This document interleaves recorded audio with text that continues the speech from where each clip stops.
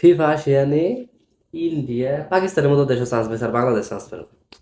এটা আমার একটা আক্ষেপা ছিল যে বাফুফের কোনো গাফিলতি বা কোনো র্যাঙ্কিং এর কোনো বিষয় নাকি। এটা কিন্তু ইন্ডিয়া কিংবা পাকিস্তানের চেষ্টা করে নাই। এটা যেটা হয়েছে আসিয়ান প্রথমবারের মতো ফিফা করছে। সো বাণিজ্যিক ভ্যালুর কথা চিন্তা করে ওরা ইন্ডিয়াকে কনসিডার করে, because India is a huge market. এবং ইন্ডিয়া এবং চায়নাকে ওরা সবসময় প্রেফারেন্স দেয়। ইন্ডিয়া এবং চায়না দুজনকেই ওরা আসে, চায়না তো এমনিতে আসিয়ানের মেম্বার আছে। চায়না যখন সিদ্ধান্ত নেয় যে ওরা এটাতে খেলবেন না, তখন পাকিস্তান এখন একটা রিফর্মের মাধ্যমে যাচ্ছে। মোস্ট লাইকলি সে কারণেই পাকিস্তানকে তারা ইনক্লুড করেছে। এটা এমন না যে এটা আমাদেরকে জিজ্ঞেস করা হয় কিংবা আমরা জানি আমরা অ্যাপ্লাই করি, সেটা ব্যাপার না, কিন্তু এটা একান্তই ফিফা ডিসিশন। আসলে যদি এটা পুরোটা ইনভাইটে হয় তাহলে ইনভাইটের জিনিসটা তো আর জোর করে জান যাবো না, উজ্জ্বল জান যেত না। দেখা যাক পরে, এটা মার্কেটিং এর ব্যাপার স্যাপার আছে, স্পন্সর হিসেবে ও মেলা কাহিনী আছে আমরা জানি না।